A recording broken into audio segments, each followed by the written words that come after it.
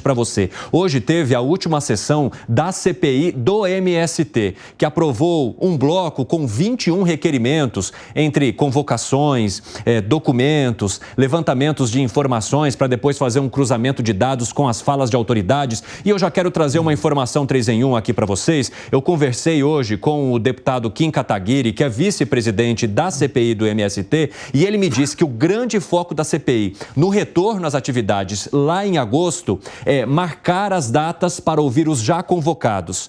Zé Rainha, o ministro Carlos Fávaro, que é o ministro da Agricultura, e também o ministro do Desenvolvimento Agrário, Paulo Teixeira. As convocações deles já estão aprovadas e agora eles querem marcar as datas já para agosto para ouvir esses 2 ministros e também Zé Rainha. E aí eu questionei ao Kim Kataguiri qual que é o princípio. Dentro do foco, tem algo que seja de fato algum privilégio, uma principal investigação que vocês queiram seguir? E aí ele mencionou o nome de Zé Rainha. Por que Zé Rainha está tanto na mira da CPI do MST nesse momento, inclusive em primeiro lugar, à frente de ministros do governo Lula, no teu ponto de vista, hein, Capês? É porque ele sempre foi conhecido como o líder do movimento, né? Fundador, o principal líder do movimento há muitos anos.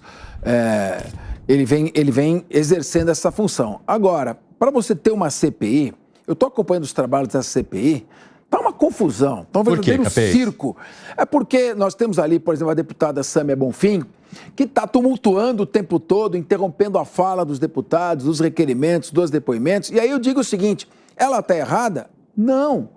Ela está cumprindo aquela função que lhe foi acometida, de provocar tumulto, de atrapalhar os trabalhos da CPI. O presidente da CPI, o coronel Zucco, né, que teria que efetivamente fazer cumprir o regimento interno.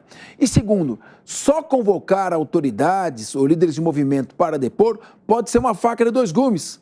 Você pode estar dando palco para que eles se manifestem e falem. É preciso fazer uma investigação um pouco mais séria, um pouco mais técnica, mais profunda, seguir o dinheiro, eventualmente quem são os financiadores desse movimento, quem ganha dinheiro com isso, as pessoas que participam da invasão são realmente pessoas que estão sem terra ou são pessoas remuneradas especificamente para cumprir essa missão?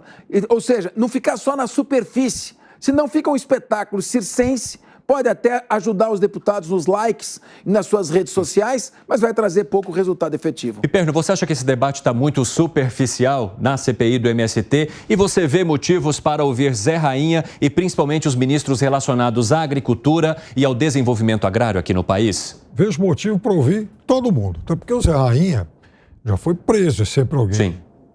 Suspeito. Então, se é aberta uma CPI com esse fim, obviamente ele tem que ser ouvido também. Ele vai lá e expõe os argumentos dele. Da mesma forma que é natural que o ministro da Agricultura também seja convocado, embora seja alguém muito simpático ao agronegócio do Brasil. Mas, já que é uma CPI que trata de terra, de questão fundiária, ele tem que ir. Perfeito. Rui Costa também deve ter o nome aprovado. Isso, que vá também. Mas ainda não foi convocado, tá? Já estão querendo, inclusive, levar lá o G. Dias. O G. Dias já teve a convocação aprovada. Já eu vou trazer essa informação para vocês. Eu não sei o que o G. Dias tem muito a dizer sobre esse tema. Eu questionei o Kim Kataguiri sobre o G. Dias. Ele me disse que a informação que eles querem saber é qual foi a atuação da ABIN para investigar ou, de alguma forma, usar a inteligência do governo federal para identificar essas invasões e, mais do que isso, impedir que elas acontecessem, Capês. Exatamente. O Piperno, só para colaborar com o teu raciocínio, o pretexto foi esse. Então, mas claro que haverá outro tipo de pergunta ali, Claro, perfeito. Então, é aí, Capês, que veio o meu questionamento, é que você não estava aqui, mas já de muito antes da convocação da instalação dessa CPI, o Kataguiri falou conosco aqui, e nós perguntamos a ele, que falou, bom, perfeito, tudo isso vocês estão fazendo, ok, vocês querem convocar essa turma toda, né, ok, está dentro do escopo da comissão, mas e os grandes grileiros do país? Vocês vão convocar também? Porque já que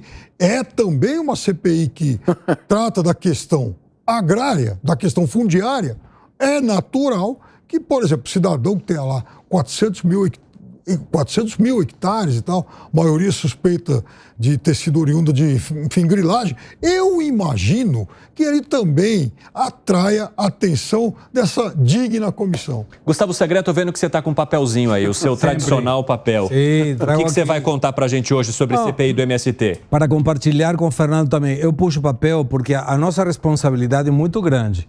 Então a gente não pode falar nada que não seja correto e às vezes a memória pode trair o conceito. Então, eu fui buscar informações do MST.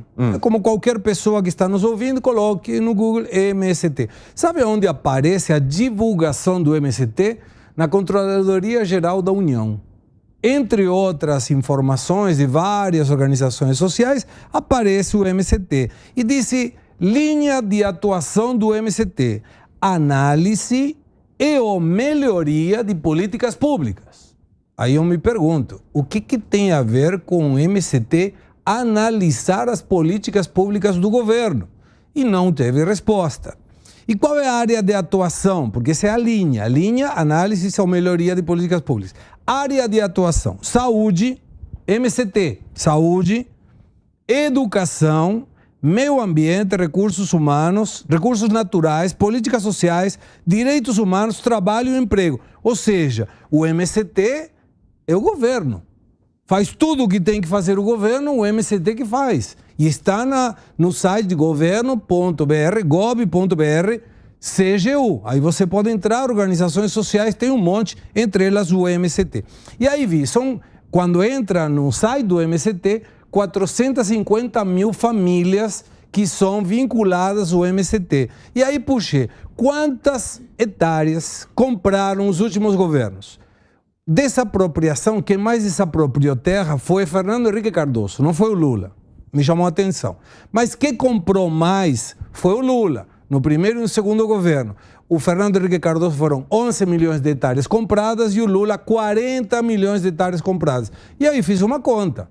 Se são 40 milhões de hectares que estão já no governo, no patrimônio do governo, e são 450 mil famílias do MST, não teria lógica nenhuma reclamação.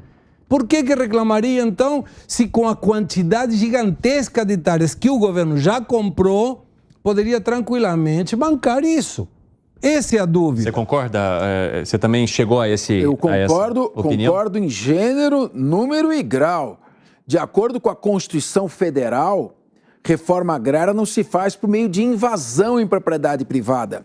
O artigo 184 da Constituição Federal prevê a desapropriação por interesse social. Então, se o MST quer cooperar com o governo, e eu sou a favor da reforma agrária, sou a favor de tirar terras improdutivas e dar às famílias para o plantio, cabe ao MST apontar ao governo federal onde estão essas terras e o próprio governo federal ter a competência de localizar áreas improdutivas e fazer a distribuição. Agora, invadir plantação e produção de eucalipto para pressionar o governo, invadir terra produtiva, isso é crime de esbulho possessório, sem nenhuma justificativa. Eu quero até aproveitar que vocês estão falando das reclamações do movimento.